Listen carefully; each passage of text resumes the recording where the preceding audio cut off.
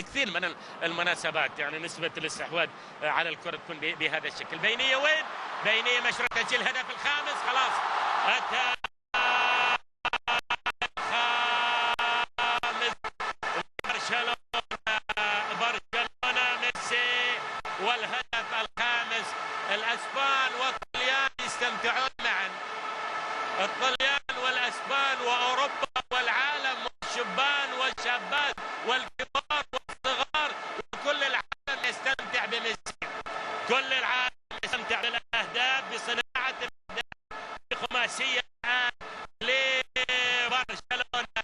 بس هو سجل جولين مثل الكلاسيكو، بس هو سجل جولين مثل على ريال مدريد. يحتاج كما ذكرت الى الدقائق.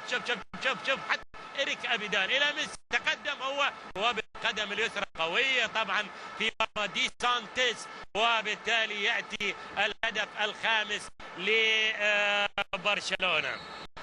5 أهداف لبرشلونه ولا شيء لنابولي. نابولي تمت دعوته للبطوله او لهذا النهائي. شوف الايادي، شوف هذا يقول كنا ايطالي، هو يقول ما نقدر عليه، ما نقدر خلاص يا اخي.